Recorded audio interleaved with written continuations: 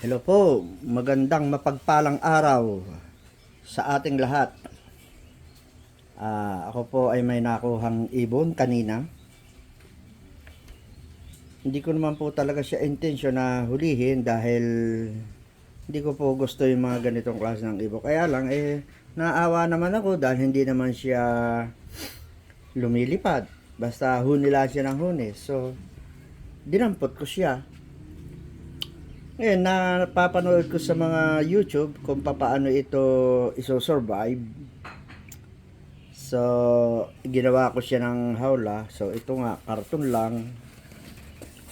Ito na siya. Kaya lang itong aking apo makulit, laging hinahawakan. Sabi ko, huwag hahawakan, baka ma-stress.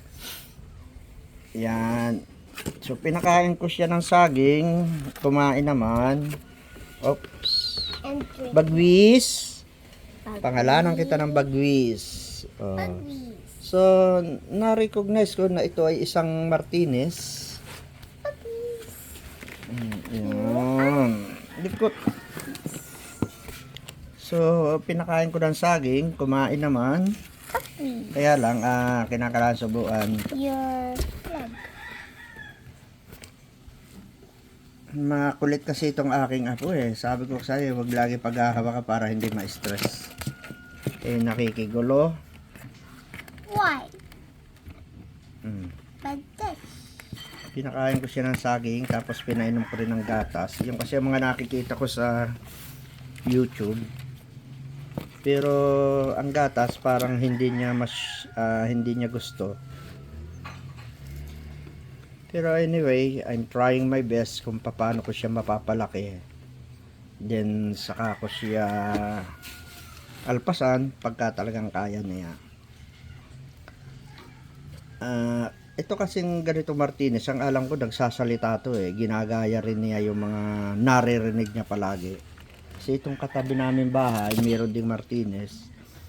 Kaya lang hindi siya nagsasalita. Ang kanyang ang ginagaya niya yung tilaok ng manok. Yung gano'n, huli ng tandang at saka huni ng inahin. Sa gumaganon talaga. At saka siguro lagi naririnig niya sa kanyang amo yung pagtikhim, tumitikhim din. Andun lang sa kabila. Pero ito ay siyala. Papalakas ko siya. So sabi ko nga dito sa apo ko laging tawagin ng Bagwis, pakilala siya, ako si Queenie para gayahin siya.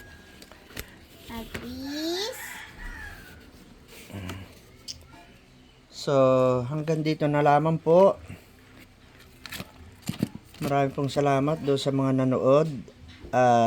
Abangan nyo na lang po ang aking mga video kung hanggang saan makakarating itong napulot kong ibon na to. Sana mapalaki ko siya at matuto ring magsalita. Tapos, saka ko siya alpasan. Baka kasi ako'y madali ng dinner eh. Pero alam ko itong ganitong klase ng ibon, hindi naman ito mga endangered na nauubos ang kanilang lahi. Alam ko laganap naman itong ganitong lahi sa Pilipinas. Partikular dito sa Pangasinan. Kahit naman sa probinsya ko, napakarami itong ganitong klaseng ibon. O sige po, hanggang dito na lamang po. Maraming salamat po. God bless po sa ating lahat. Babush!